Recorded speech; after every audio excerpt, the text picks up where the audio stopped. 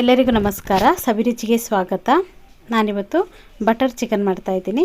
ತುಂಬಾ ಚೆನ್ನಾಗಿರುತ್ತೆ ಇದನ್ನು ನಾವು ಗೀ ರೈಸ್ ಜೊತೆ, ಜೀರಾ ರೈಸ್ ಜೊತೆ ಎಲ್ಲ ತುಂಬಾ ಚೆನ್ನಾಗಿರುತ್ತೆ ಇದು. ನೀವೊಮ್ಮೆ ಟ್ರೈ ಮಾಡಿ. ಬನ್ನಿ ಇದು ಹೇಗೆ ಮಾಡೋದು ಅಂತ ನೋಡೋಣ. ಅದಕ್ಕಿಂತ ಮುಂಚೆ ನೀವು ನಮ್ಮ ಚಾನಲ್ಗೆ ಹೊಸಬರಾಗಿದ್ದರೆ ಇವಾಗಲೇ ನೀವು ಸಬ್ಸ್ಕ್ರೈಬ್ ಮಾಡಿ, ಪಕ್ಕದಲ್ಲಿರುವ ಬೆಲ್ ಐಕನನ್ನು ಕೂಡ ಪ್ರೆಸ್ ಮಾಡಿ. ಅದೇಗೆ ಮಾಡೋದು ಅಂತ ನೋಡೋಣ. ಮೊದಲನೇದಾಗಿ ನಾನಿಲ್ಲಿ 1.5 kg ಆಗುವಷ್ಟು ಚಿಕನ್ ತಗೊಂಡಿದ್ದೀನಿ. ಬೋನ್ಲೆಸ್ ಚಿಕನ್ ತಗೊಂಡಿರೋದು. ನೋಡಿ ಇಷ್ಟು ದೊಡ್ಡದಾಗಿ ಕಟ್ ಮಾಡಿಸ್ಕೊಂಡಿದ್ದೀನಿ. ಎಲ್ಲ ಚಿಕನನ್ನು ತೊಳೆದು ಕ್ಲೀನ್ ಮಾಡಿ ಇಟ್ಕೊಂಡಿದ್ದೀನಿ. ಇದಕ್ಕೆ ಒಂದು 1/4 ಲೀಟ್ರ್ ಆಗುವಷ್ಟು ಮೊಸರನ್ನು ಕೂಡ ಹಾಕ್ಕೊಂಡಿದ್ದೀನಿ. ಮೊಸರು ಇನ್ನೂ ಸ್ವಲ್ಪ ಜಾಸ್ತಿ ಕೂಡ ಹಾಕ್ಕೋಬೋದು ನೀವು, ಏನೂ ತೊಂದರೆ ಇಲ್ಲ.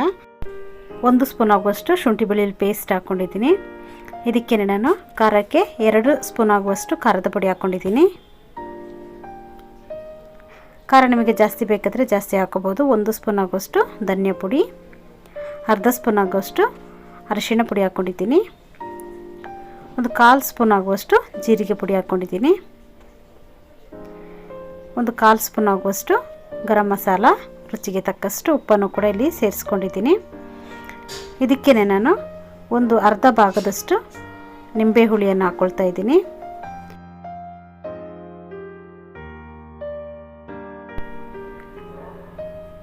ಇದಕ್ಕೆ ನಾನು 1 ಸ್ಪೂನ್ ಆಗುವಷ್ಟು ತುಪ್ಪವನ್ನು ಕೂಡ ಸೇರಿಸ್ಕೊಂಡಿದ್ದೀನಿ. ತುಪ್ಪವನ್ನು ಹಾಕ್ಕೊಂಡು ಇದನ್ನು ಚೆನ್ನಾಗಿ ಮಿಕ್ಸ್ ಮಾಡಿ ಇಟ್ಕೊಳ್ಳೋಣ. ನಾವಿಲ್ಲಿ ಮೊಸರನ್ನು ಇಲ್ಲಿ ಹಾಕ್ಕೊಂಡಿದ್ದೀವಲ್ಲ ಚಿಕನ್ಗೆ, ಈ ಮೊಸರು ಹಾಕೋದ್ರಿಂದ ಈ ನಾರ್ ಥರ ಇರುತ್ತೆ ಕೆಲವು ಸಲ ಚಿಕನ್, ಅದು ಸಾಫ್ಟಾಗಿರುತ್ತೆ, ನಮಗೆ ತುಂಬ ಚೆನ್ನಾಗಿರುತ್ತೆ, ತಿನ್ನೋಕ್ಕೂ ಕೂಡ ತುಂಬಾ ಚೆನ್ನಾಗಿರುತ್ತೆ. ಈ ಥರ ಚೆನ್ನಾಗಿ ಮಿಕ್ಸ್ ಮಾಡಿ ಇದನ್ನು ಒಂದು 2 ಗಂಟೆ ಆದರೂ ಇದನ್ನು ನೆನೆಸಿ ಇಟ್ಕೊಳ್ಳಿ. ಚೆನ್ನಾಗಿದು ಉಪ್ಪು ಖಾರ ಎಲ್ಲ ಚೆನ್ನಾಗಿ ಎಳ್ತಿರಲಿ. ಮುಚ್ಚಿಟ್ಬಿಡೋಣ. ಇವಾಗ ನೋಡಿ ಒಂದು 2 ಗಂಟೆ ಚೆನ್ನಾಗಿದ್ದು ಉಪ್ಪು ಖಾರ ಎಲ್ಲ ಚೆನ್ನಾಗಿ ಎಳ್ದಿದೆ. ಇವಾಗ ನಾವಿಲ್ಲಿ ಮಸಾಲೆಗೆ ರೆಡಿ ಮಾಡ್ಕೊಳ್ಳೋಣ. ಇವಾಗ ನಾನಿಲ್ಲಿ ಒಂದು 2 ಸ್ಪೂನ್ ಆಗುವಷ್ಟು ಎಣ್ಣೆಯನ್ನು ಹಾಕ್ಕೊಂಡಿದ್ದೀನಿ. ಎಣ್ಣೆಯನ್ನು ಹಾಕ್ಕೊಂಡ್ಮೇಲೆ ನಾವು ಬಟರ್ ಹಾಕ್ಕೋಬೇಕು. ಮೊದಲಿಗೆ ನಾವು ಬಟರನ್ನು ಹಾಕ್ಕೋಬಾರ್ದು. ಬಟರ್ ಒಂದು 2 ಸ್ಪೂನ್ ಆಗುವಷ್ಟು ಹಾಕ್ಕೊಂಡಿದ್ದೀನಿ. ಇವಾಗ ಇದಕ್ಕೇ ಒಂದು 1/4 ಸ್ಪೂನ್ ಆಗುವಷ್ಟು ಜೀರಿಗೆ, ಒಂದು ಪಲಾವ್ ಎಲೆ, ಒಂದು 5 ಏಲಕ್ಕಿ ಹಾಕ್ಕೊಂಡಿದ್ದೀನಿ. ಜಾಪತ್ರೆ ಹಾಕ್ಕೊಂಡಿದ್ದೀನಿ ಒಂದು ಸ್ವಲ್ಪ. ಇವೆಲ್ಲವನ್ನು ಹಾಕ್ಕೊಂಡು ಸ್ವಲ್ಪ ಹೊತ್ತು ಇದನ್ನು ಫ್ರೈ ಮಾಡ್ಕೊಳ್ಳೋಣ. ನಡೀತು ಫ್ರೈ ಆದಮೇಲೆ ಒಂದು 3 ಈರುಳ್ಳಿಯನ್ನು ದಪ್ಪದಾಗಿ ಕಟ್ ಮಾಡಿ ಫ್ರೈ ಮಾಡ್ಕೊಳ್ತಾ ಇದ್ದೀನಿ. ಈರುಳ್ಳಿಯನ್ನು ಹಾಕ್ಕೊಂಡು ಒಂದು 2 ನಿಮಿಷ ಇದನ್ನು ಫ್ರೈ ಮಾಡಿಕೊಂಡ್ರೆ ಸಾಕು. ನೋಡಿ 2 ನಿಮಿಷ ಚೆನ್ನಾಗಿ ಇದನ್ನು ಫ್ರೈ ಮಾಡ್ಕೊಳ್ಳೋಣ. ಇವಾಗ ನೋಡಿ 2 ನಿಮಿಷ ಆಗಿದೆ. ಇವಾಗ ಇದಕ್ಕೆ ನಾನು 1 ಗಡ್ಡೆ ಬೆಳ್ಳುಳ್ಳಿಯನ್ನು ಸಿಪ್ಪೆ ತೆಗೆದು ಹಾಕ್ಕೊಳ್ತಾ ಇದ್ದೀನಿ. ಇದಕ್ಕೆ ನಾನು ಒಂದು 3 ಇಂಚು ಆಗುವಷ್ಟು ಶುಂಠಿಯನ್ನು ಕೂಡ ಇದಕ್ಕೆ ಸೇರಿಸ್ಕೊಳ್ತಾ ಇದ್ದೀನಿ. ಇವೆಲ್ಲವನ್ನು ಹಾಕ್ಕೊಂಡು ಇದನ್ನು ಕೂಡ ಒಂದು 2 ನಿಮಿಷ ನಾವು ಫ್ರೈ ಮಾಡ್ಕೋಬೇಕು. ಈ ಥರ ನಾವು ಮಾಡೋದ್ರಿಂದ ಟೇಸ್ಟ್ ಕೂಡ ಡಿಫ್ರೆಂಟ್ ಆಗಿರುತ್ತೆ, ತುಂಬ ಚೆನ್ನಾಗಿರುತ್ತೆ. ನೋಡಿ ಈ ಥರ ಫ್ರೈ ಮಾಡ್ಕೊಳ್ತಾ ಇದ್ದೀನಿ. ಇವಾಗ ನಾನು ಇದಕ್ಕೆ ಬ್ಯಾಡಗಿ ಮೆಣಸಿನ್ಕಾಯನ್ನು ಕೂಡ ಇದಕ್ಕೆ ಸೇರಿಸ್ಕೊಳ್ತಾ ಇದ್ದೀನಿ. ಇದು ಹಾಕೋದ್ರಿಂದ ಕಲರ್ ಕೂಡ ಗ್ರೇವಿದು ಕಲರ್ ಚೆನ್ನಾಗಿರುತ್ತೆ, ಅದಕ್ಕೋಸ್ಕರ ನಾನು ಇದನ್ನು ಹಾಕ್ಕೊಳ್ತಾ ಇದ್ದೀನಿ. ಇದು ಕೂಡ ಹಾಕ್ಕೊಂಡು ಒಂದು 2 ನಿಮಿಷ ಚೆನ್ನಾಗಿ ಫ್ರೈ ಮಾಡ್ಕೋಬೇಕು. ಇದಕ್ಕೊಂದು 50 ಗ್ರಾಮ್ ಆಗುವಷ್ಟು ಗೋಡಂಬಿಯನ್ನು ಕೂಡ ಸೇರಿಸ್ಕೊಂಡಿದ್ದೀನಿ. ಗೋಡಂಬಿಯನ್ನು ಹಾಕ್ಕೊಂಡು ಕೂಡ ಒಂದು 2 ನಿಮಿಷ ಫ್ರೈ ಮಾಡ್ಕೋಬೇಕು. ನೋಡಿ ಇದನ್ನು ಒಂದು 2 ನಿಮಿಷ ಚೆನ್ನಾಗಿ ಫ್ರೈ ಮಾಡ್ಕೊಂಡಿದ್ದೀನಿ. ಇವಾಗ ಇದಕ್ಕೆ ನಾನು ಒಂದು 5 ಟೊಮೆಟೊ, ಹಣ್ಣಾಗಿರೋ ಟೊಮೆಟೊ ಒಂದು 5 ಹಾಕ್ಕೊಂಡು ಇದನ್ನು ಕೂಡ ಚೆನ್ನಾಗಿ ಫ್ರೈ ಮಾಡ್ಕೋಬೇಕು. ಇದನ್ನು ಕೂಡ ಒಂದು 2 ನಿಮಿಷ ಫ್ರೈ ಮಾಡ್ಕೊಳ್ಳೋಣ. ಇದಕ್ಕೆ ನಾನು 2 ಟೇಬಲ್ ಸ್ಪೂನ್ ಆಗುವಷ್ಟು ಖಾರದ ಪುಡಿಯನ್ನು ಹಾಕ್ಕೊಂಡಿದ್ದೀನಿ. ಖಾರದ ಪುಡಿ ಹಾಕ್ಕೊಂಡ್ಮೇಲೆ ಇದನ್ನು ಕೂಡ ಸ್ವಲ್ಪ ಹೊತ್ತು ಫ್ರೈ ಮಾಡ್ಕೋಬೇಕು. ಇದಕ್ಕೆ ಸ್ವಲ್ಪ ಕೊತ್ತಂಬರಿ ಸೊಪ್ಪು, ಒಂದು ಇಡಿಯಾಗುವಷ್ಟು ಕೊತ್ತಂಬರಿ ಸೊಪ್ಪನ್ನು ಕೂಡ ಸೇರಿಸ್ಕೊಳ್ತಾ ಇದ್ದೀನಿ. ಇದನ್ನು ಕೂಡ ಸ್ವಲ್ಪ ಹೊತ್ತು ಫ್ರೈ ಮಾಡ್ಕೊಳ್ಳೋಣ.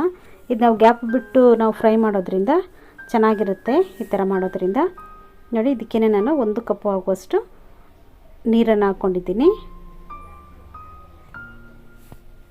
ನೀರನ್ನು ಹಾಕ್ಕೊಂಡು ಇದನ್ನು ಚೆನ್ನಾಗಿ ಬೇಯಬೇಕಿದು, ಸಾಫ್ಟ್ ಆಗಬೇಕು. ಅಷ್ಟರವರೆಗೆ ನಾವು ಇದನ್ನು ಕುದಿಸ್ಕೊಳ್ಳೋಣ.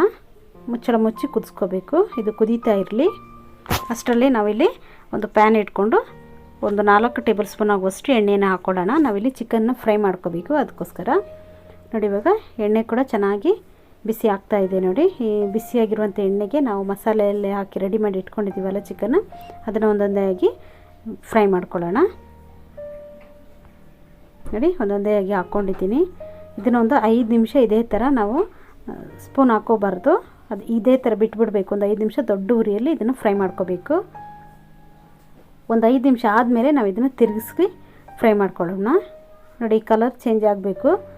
ಈ ಕಲರ್ ಚೇಂಜ್ ಆದಮೇಲೆ ನಾವು ಇದನ್ನು ತಿರುಗಿಸ್ಕೋಬೇಕು. ತಿರುಗಿಸಿದ್ಮೇಲೆ ಒಂದು 5 ನಿಮಿಷ ಫ್ರೈ ಮಾಡಿಕೊಂಡ್ರೆ ಸಾಕು. ಇದೇ ಥರ ಎಲ್ಲವನ್ನು ಮಾಡಿ ಇಟ್ಕೊಳ್ಳೋಣ. ಈ ಮಸಾಲವನ್ನು ನೋಡೋಣ. ನೋಡಿ, ಮಸಾಲ ಕೂಡ ಚೆನ್ನಾಗಿ ಬೆಂದಿದೆ. ಈ ಟೊಮೆಟೊ ಈರುಳ್ಳಿ ಎಲ್ಲ ಇದನ್ನು ಇವಾಗ ಆಫ್ ಮಾಡಿ ತಣ್ಣಗೆ ಮಾಡೋಕ್ಕೆ ಇಡೋಣ. ಇದು ಸ್ವಲ್ಪ ತಣ್ಣಗಾಗಬೇಕು. ಮಸಾಲ ಅದು ತಣ್ಣಗಾಗ್ತಾ ಇದ್ದಂಗೆ ಈ ಕಡೆ ನಾವು ಚಿಕನ್ ಕೂಡ ಇಟ್ಕೊಂಡಿದ್ದೀವಲ್ಲ, ಅದನ್ನು ಎರಡೂ ಸೈಡು ಚೆನ್ನಾಗಿ ಫ್ರೈ ಮಾಡ್ಕೊಂಡಿದ್ದೀವಿ. ನೋಡಿ, ಈ ಥರ ಚೆನ್ನಾಗಿ ಫ್ರೈ ಆಗಬೇಕು ಎರಡೂ ಸೈಡು.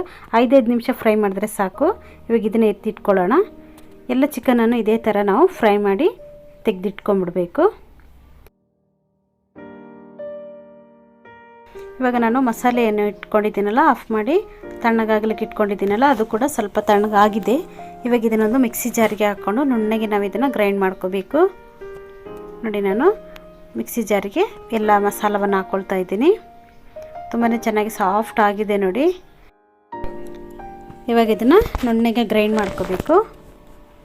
ತುಂಬಾ ನುಣ್ಣಗೆ ಆಗಬೇಕಿದು, ಆವಾಗ ಇದು ತುಂಬಾ ಚೆನ್ನಾಗಿರುತ್ತೆ ಗ್ರೇವಿ ಕೂಡ. ನೋಡಿ ಎಷ್ಟು ನುಣ್ಣಗಾಗಿದೆ ನೋಡಿ, ಇಷ್ಟ ಆದರೆ ಸಾಕು. ಇವಾಗ ನಾವು ಒಂದು ಬಾಣಲೆ ಇಟ್ಕೊಳ್ಳೋಣ. ಒಗ್ಗರಣೆಗೆ ಒಂದು ದೊಡ್ಡ ಬಾಣಲೆಯನ್ನು ತಗೊಂಡಿದ್ದೀನಿ ನಾನು. ಒಂದು 2 ಸ್ಪೂನ್ ಆಗುವಷ್ಟು ಎಣ್ಣೆಯನ್ನು ಹಾಕ್ಕೊಂಡಿದ್ದೀನಿ. ಎಣ್ಣೆಯನ್ನು ಹಾಕ್ಕೊಂಡ್ಮೇಲೆ ನಾನಿಲ್ಲಿ 1 ಸ್ಪೂನ್ ಆಗುವಷ್ಟು ಬಟರನ್ನು ಕೂಡ ಸೇರಿಸ್ಕೊಂಡಿದ್ದೀನಿ. ಒಂದು ಪಲಾವ್ ಎಲೆಯನ್ನು ಹಾಕ್ಕೊಂಡಿದ್ದೀನಿ. ಇದನ್ನು ಸ್ವಲ್ಪ ಹೊತ್ತು ಫ್ರೈ ಮಾಡ್ಕೊಳ್ಳೋಣ. ಬಟರೆಲ್ಲ ಚೆನ್ನಾಗಿ ಕರಗಲಿ. ಆಮೇಲೆ ನಾವು ಗ್ರೈಂಡ್ ಮಾಡಿ ಇಟ್ಕೊಂಡಿದ್ದೀವಲ್ಲ ಮಸಾಲ, ಅದನ್ನು ಇದಕ್ಕೆ ಸೇರಿಸ್ಕೊಳ್ಳೋಣ. ನೋಡಿ, ಎಲ್ಲವನ್ನು ಮಸಾಲವನ್ನು ಹಾಕ್ಕೊಳ್ತಾ ಇದ್ದೀನಿ. ಇವಾಗ ಈ ಮಸಾಲವನ್ನು ಚೆನ್ನಾಗಿ ಫ್ರೈ ಮಾಡ್ಕೋಬೇಕು. ಈ ಬಟರ್ ಎಣ್ಣೆ ಇದೆಯಲ್ಲ, ಅದ್ರ ಜೊತೆಗೆ ಚೆನ್ನಾಗಿ ಫ್ರೈ ಮಾಡ್ಕೋಬೇಕು. ತುಂಬ ಚೆನ್ನಾಗಿರುತ್ತೆ, ನೀವೊಮ್ಮೆ ಟ್ರೈ ಮಾಡಿ ಈ ಥರ. ನೋಡಿ, ಕುದೀತಾ ಇದೆ ಇದು. ಇವಾಗ ನಾನು ಇದಕ್ಕೇ ಒಂದು 2 ಸ್ಪೂನ್ ಆಗುವಷ್ಟು ಖಾರದ ಪುಡಿಯನ್ನು ಹಾಕ್ಕೊಳ್ತಾ ಇದ್ದೀನಿ. ಖಾರ ನಿಮಗೆ ಜಾಸ್ತಿ ಬೇಕಂದರೆ ಜಾಸ್ತಿ ಹಾಕ್ಕೋಬೋದು. ಖಾರ ಸ್ವಲ್ಪ ಜಾಸ್ತಿ ಇಡ್ತಾ ಇದ್ದೀನಿ. ರುಚಿಗೆ ತಕ್ಕಷ್ಟು ಉಪ್ಪನ್ನು ಕೂಡ ಸೇರಿಸ್ಕೊಳ್ತಾ ಇದ್ದೀನಿ. ಹಾಕ್ಕೊಂಡಿದ್ದೀನಿ, ಚೆನ್ನಾಗಿ ಮಿಕ್ಸ್ ಮಾಡ್ಕೊಳ್ಳೋಣ. ಇದು ಫುಲ್ ಕಲರ್ ಕೂಡ ಚೇಂಜ್ ಆಗುತ್ತೆ ನೋಡಿ, ಅಷ್ಟರವರೆಗೆ ಫ್ರೈ ಮಾಡ್ಕೊಳ್ಳೋಣ. ಎಣ್ಣೆ ಕೂಡ ಸೈಡಿಂದ ಎಣ್ಣೆಯಲ್ಲೇ ಬಿಟ್ಕೊಳ್ಳುತ್ತೆ, ಅಷ್ಟರವರೆಗೆ ನಾವು ಇದನ್ನು ಫ್ರೈ ಮಾಡ್ಕೋಬೇಕು. ನೋಡಿ, ಚೆನ್ನಾಗಿ ಫ್ರೈ ಮಾಡ್ಕೊಂಡಿದ್ದೀನಿ. ಇವಾಗ ನಾನು ಇದಕ್ಕೆ ನಾವು ರುಬ್ಬಿರುವಂಥ ಜಾರ್ ಇರುತ್ತಲ್ಲ, ಮಿಕ್ಸಿ ಜಾರು, ಅದಕ್ಕೇ ಸ್ವಲ್ಪ ನೀರನ್ನು ಹಾಕ್ಕೊಳ್ತಾ ಇದ್ದೀನಿ. ನೀರನ್ನು ಚೆನ್ನಾಗಿ ಇದನ್ನು ಇನ್ನೊಮ್ಮೆ ಮಿಕ್ಸ್ ಮಾಡ್ಕೊಳ್ಳೋಣ. ನೋಡಿ, ಚೆನ್ನಾಗಿದ್ದು ಗ್ರೇವಿ ನೋಡಿ ಇಷ್ಟು ತಿಕ್ಕಾಗಿ ಮಾಡ್ಕೊಂಡಿದ್ದೀನಿ. ಇವಾಗ ಇದಕ್ಕೇ ನಾನು ಹುರಿದಿಟ್ಟಿರುವಂಥ ಚಿಕನನ್ನು ಸೇರಿಸ್ಕೊಳ್ತಾ ಇದ್ದೀನಿ. ನಿಮಗೆ ಗ್ರೇವಿ ಜಾಸ್ತಿ ಬೇಕಂದರೆ ನೀವು ಸ್ವಲ್ಪ ನೀರನ್ನು ಸೇರಿಸ್ಕೋಬೋದು. ನೋಡಿ, ನಾನು ಚಿಕನನ್ನು ಹಾಕ್ಕೊಂಡು ಚೆನ್ನಾಗಿ ಒಮ್ಮೆ ಮಿಕ್ಸ್ ಮಾಡ್ಕೊಳ್ತಾ ಇದ್ದೀನಿ. ಇದನ್ನು ಒಂದು ಕುದಿ ಬರಲಿ. ಇದು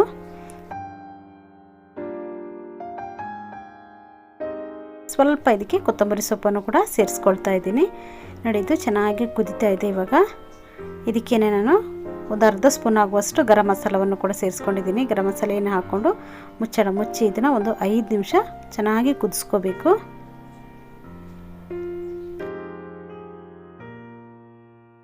ನೋಡಿ, ಒಂದು 5 ನಿಮಿಷ ಆಗಿದೆ. ಇವಾಗ ಗ್ರೇವಿ ಕೂಡ ಇಲ್ಲಿ ಚೆನ್ನಾಗಿ ಕುದ್ದು ಎಣ್ಣೆ ಎಲ್ಲ ನೀಟಾಗಿ ಬಿಟ್ಕೊಂಡಿದೆ. ನೋಡಿ, ಚೆನ್ನಾಗಿ ಒಮ್ಮೆ ಇದನ್ನು ಮಿಕ್ಸ್ ಮಾಡ್ಕೋಬೇಕು.